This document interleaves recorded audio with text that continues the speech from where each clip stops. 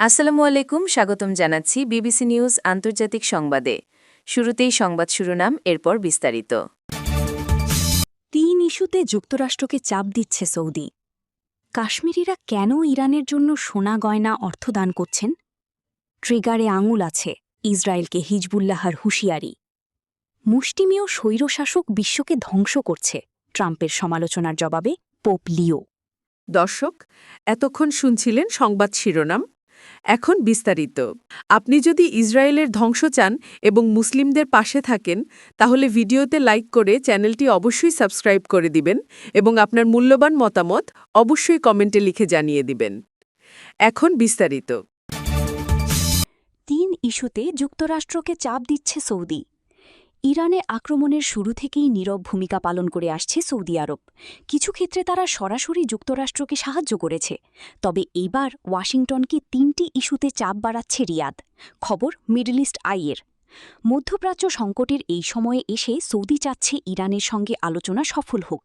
একই সঙ্গে হরমুজ প্রণালী যেন শর্তহীনভাবে খোলা হয় এবং লেবাননে যুদ্ধবিরতি। এই ৩ ইস্যুতে যুক্তরাষ্ট্রের প্রতি চাপ বাড়াচ্ছে সৌদি বলে জানিয়েছে একাধিক মার্কিন, পশ্চিমা ও আরব কর্মকর্তা।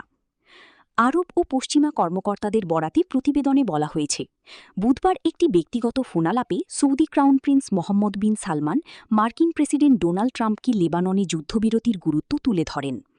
এরপর বৃহস্পতিবার ট্রাম্প ১০ দিনের যুদ্ধবিরতির ঘোষণা দেন, যা কয়েকজন কর্মকর্তা সৌদি আরবের চাপের ফল বলে উল্লেখ করেছেন। তবে এখনও স্পষ্ট নয় ইসরায়েল এই চুক্তি মানবে কিনা এবং ট্রাম্প ইসরায়েলের প্রধানমন্ত্রী বিনিয়ামিন নেতানিয়াহুর ওপর কতটা চাপ প্রয়োগ করবেন। এদিকে হিজবুল্লাহ লেবানন সরকারের ইসরায়েলের সঙ্গে বিরল সরাসরি আলোচনায় যাওয়ার সমালোচনা করেছে, যদিও লেবাননের সরকার এই আলোচনার বিষয়টি অস্বীকার করেছে। মিডল ইস্ট আইকে একজন পশ্চিমা কর্মকর্তা বলেছেন, মোহাম্মদ বিন সালমান চান হরমুজ প্রণালী আবার খুলে দেওয়া হোক এবং তিনি ট্রাম্পকে বলেছেন লেবাননে যুদ্ধবিরতি এই লক্ষ্য অর্জনের জন্য অত্যন্ত গুরুত্বপূর্ণ এবং যুদ্ধ শেষ করার জন্য প্রয়োজনীয়। সৌদি পররাষ্ট্রমন্ত্রী প্রিন্স ফাইসাল বিন ফারহান আগামী সপ্তাহে মার্কিন পররাষ্ট্রমন্ত্রী মার্কো রুবিওর সঙ্গে দেখা করতে পারেন। তার সঙ্গে প্রতিরক্ষামন্ত্রী খালিদ বিন সালমানও থাকতে পারেন। আরব ও পশ্চিমা সূত্র জানায়, সৌদি কর্মকর্তারা একটি আলোচনার প্রস্তাবও প্রচার করছেন। ট্রাম্প গত সপ্তাহে বলেছিলেন নেতানিয়াহু লেবাননে যুদ্ধ কমাতে সম্মত হয়েছেন, যদিও একটি আনুষ্ঠানিক যুদ্ধবিরতি আরও বিস্তৃত হতে পারে। ইরানের পার্লামেন্ট স্পিকার মোহাম্মদ বাকির গালিবাফ এবং একজন শীর্ষ আলোচক বলেছেন, লিবাননে যুদ্ধবিরতি ছাড়া যুক্তরাষ্ট্রের সঙ্গে অর্থবহ আলোচনা সম্ভব নয়। পাকিস্তান এখন যুক্তরাষ্ট্র ও ইরানের মধ্যে প্রধান মধ্যস্থতাকারী হিসেবে উঠে এসেছে। তবে পশ্চিমা ও আরব কর্মকর্তারা বলছেন, পাকিস্তান একাই এই প্রক্রিয়া চালাতে পারবে না। সৌদি আরবের সমর্থনও গুরুত্বপূর্ণ। এই সপ্তাহে সৌদি আরব আর্থিক সংকটে থাকা পাকিস্তানকে $3 বিলিয়ন ঋণ দিতে সম্মত হয়েছে। কাশ্মীরিরা কেন ইরানের জন্য সোনা গয়না অর্থদান করছেন? কাশ্মীরের এক ঈদের সকাল, চারপাশে উৎসবের আবহ, কিন্তু বুদগামের মাশরুত মুক্তারের ঘরে তখন এক ভিন্ন আবেগ। 2 মাস আগে বাবার জন্মদিনে পাওয়া সোনার দুলটি হাতে নিয়ে তিনি কিছুক্ষণ চুপচাপ দাঁড়িয়ে থাকেন। স্মৃতি, ভালোবাসা আর দায়িত্ববোধ সবকিছু যেন একসঙ্গে ভিড় করে তার মনে। শেষ পর্যন্ত তিনি সিদ্ধান্ত নেন, সেই মূল্যবান দুলসহ নিজের কিছু সঞ্চয় তিনি দান করবেন ইরানের যুদ্ধবিধ্বস্ত সাধারণ মানুষের জন্য। মাশরুতের মতোই ভারত নিয়ন্ত্রিত কাশ্মীরের বহু মানুষ সাম্প্রতিক সময়ে ব্যক্তিগত সম্পদ দান করছেন ইরানের মানুষের সহায়তায়। যুক্তরাষ্ট্র ইসরায়েল সংঘাতের প্রভাবে তৈরি হওয়া সংকটে ইরানের সাধারণ মানুষের পাশে দাঁড়াতে তারা এগিয়ে আসছেন নিজের সাধ্যের সবটুকু নিয়ে।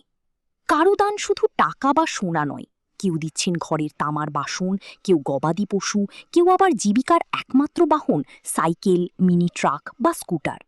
শিশুদেরও দেখা গেছে তাদের বছরের পর বছর জমানো ব্যাংক ভেঙে সাহায্য করতে। দোকানদার ও ব্যবসায়ীরাও প্রতিদিনের আয়ের একটি অংশ আলাদা করে রাখছেন এই মানবিক উদ্যোগের জন্য।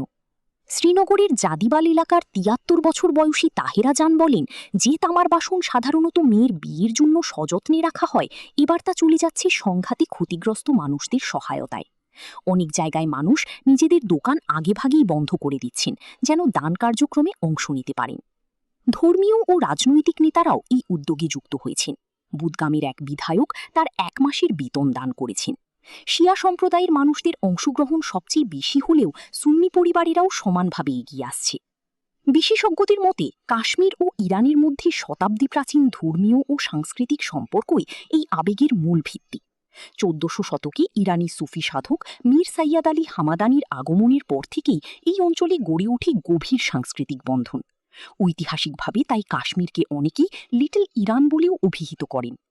স্থানীয় প্রশাসনের হিসাব অনুযায়ী কাশ্মীর থেকে ইরানের জন্য সংগ্রহ করা দানের পরিমাণ প্রায় ৬০০ কোটি রুপি, যার মধ্যে রয়েছে নগদ অর্থ, সোনা, গহনা, পশু ও বিভিন্ন গৃহস্থালী সামগ্রী।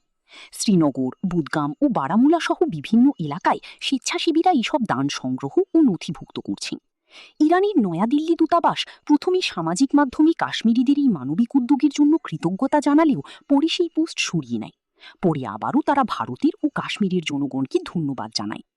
তবে এই উদ্যোগ নিয়ে ভারতের নিরাপত্তা মুষ্টিমেয় স্বৈরশাসক বিশ্বকে ধ্বংস করছে, ট্রাম্পের সমালোচনার জবাবে পোপ লিও। ক্যাথলিক চার্চের নতুন নেতা হিসেবে দায়িত্ব নেওয়ার প্রথম বছরে তুলনামূলকভাবে নীরব থাকলেও পোপ লিও সম্প্রতি আন্তর্জাতিক সংঘাত ও যুদ্ধ পরিস্থিতি নিয়ে সরব সমালোচকে পরিণত হয়েছেন। বিশেষ করে যুক্তরাষ্ট্র ইসরায়েলের ইরানে চালানো আগ্রাসন থেকে শুরু হওয়া যুদ্ধের প্রেক্ষাপটে তিনি বিশ্বনেতাদের কড়া ভাষায় আক্রমণ করেন। ক্যামেরুনে দেওয়া এক বক্তব্যে পোপ লিও বলেন, বিশ্ব এখন মুষ্টিমেয় স্বৈরশাসকের কারণে ধ্বংসের মুখে পড়ছে। তিনি যুদ্ধ পরিচালনায় বিপুল অর্থ ব্যয়ের বিষয়টি উল্লেখ করে বলেন, মানবিক উন্নয়ন, শিক্ষা ও পুনর্গঠনের পরিবর্তে বিপুল সম্পদ ব্যয় করা হচ্ছে ধ্বংসযজ্ঞ ও অস্ত্রায়নে। তাঁরই মন্তব্য এমন এক সময়ে আসে যখন যুক্তরাষ্ট্রের সাবেক প্রেসিডেন্ট ডোনাল্ড ট্রাম্প সামাজিক মাধ্যমে তাকে লক্ষ্য করে একাধিক পোস্ট দেন এবং সমালোচনা করেন। পোপ আরও বলেন, যুদ্ধের পক্ষে ধর্মকে ব্যবহার করা অত্যন্ত বিপজ্জনক। তিনি সতর্ক করে বলেন, যারা ধর্মীয় ভাষা ব্যবহার করে সামরিক, রাজনৈতিক বা অর্থনৈতিক স্বার্থকে বৈধতা দিতে চায় তারা পবিত্রতাকে অপবিত্র করছে। তিনি বলেন, এটি এক উল্টে যাওয়া বিশ্ব, যেখানে ঈশ্বরের সৃষ্টিকে ধ্বংসের পথে ঠেলে দেওয়া হচ্ছে, যা প্রত্যেক বিবেকবান মানুষের জন্য অগ্রহণযোগ্য। এর আগে রোববারও ট্রাম্প তার সামাজিক যোগাযোগ মাধ্যমে পোপের সমালোচনা করেন এবং তাকে পররাষ্ট্রনীতিতে ব্যর্থ বলে অভিহিত করেন। পরবর্তীতে তিনি এমন একটি ছবি পোস্ট করেন যেখানে দেখা যায় যিশু তাকে আলিঙ্গন করছেন, যা নিয়েও বিতর্ক সৃষ্টি হয়। এদিকে পোপ লিও আফ্রিকা সফরের অংশ হিসেবে ক্যামেরুনের রাজধানী ইয়াউন্দে পৌঁছে দেশটির ৯৩ বছর বয়সী প্রেসিডেন্ট পল বিয়াকে দুর্নীতির বিরুদ্ধে কঠোর পদক্ষেপ নিতে আহ্বান জানান। তিনি বলেন, রাষ্ট্রকে ধনী ও ক্ষমতাশালীদের প্রভাব মুক্ত করতে হবে। পরে তিনি ক্যামেরুনের পশ্চিমাঞ্চলীয় শহর বামিন্ডা সফর করেন, যেখানে দীর্ঘদিন ধরে চলা বিচ্ছিন্নতাবাদী সংঘাতের কারণে পরিস্থিতি উত্তপ্ত। ২০১৭ সাল থেকে শুরু হওয়া এই সংঘাতে এখন পর্যন্ত ৬,০০০-এর বেশি মানুষ নিহত এবং ৫ লাখেরও বেশি মানুষ বাস্তুচ্যুত হয়েছে বলে আন্তর্জাতিক সংস্থাগুলো জানিয়েছে।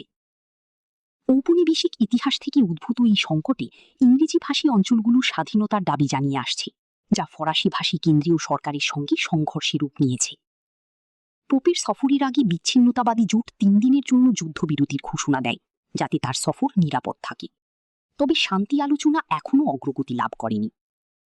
তবুও পোপ লিও আশাবাদ ব্যক্ত করে বলেন, এই সংকট এখনও ধর্মীয় যুদ্ধে রূপ নেয়নি এবং খ্রিস্টান ও মুসলিম নেতাদের সমন্বিত উদ্যোগী শান্তিপূর্ণ সমাধান সম্ভব। ট্রিগারে আঙুল আছে, ইসরায়েলকে হিজবুল্লাহর হুঁশিয়ারি। লেবাননে সদ্য কার্যকর হওয়া যুদ্ধবিরতি যদি ইসরায়েল লঙ্ঘন হলে কঠোর প্রতিক্রিয়া জানাতে প্রস্তুত আছে হিজবুল্লাহ। সশস্ত্র গোষ্ঠীটি বলেছে, যে কোনো পরিস্থিতি মোকাবিলায় তাদের ট্রিগারে আঙুল রাখা আছে। বার্তা সংস্থা এএফপির প্রতিবেদনে এ তথ্য জানানো হয়েছে। এক বিবৃতিতে হিজবুল্লাহ জানিয়েছে, লেবাননের ভেতরে ইসরায়েলি বাহিনী ও তাদের অবস্থানের বিরুদ্ধে তারা মোট ২,১৮৪টি সামরিক অভিযান পরিচালনা করেছে।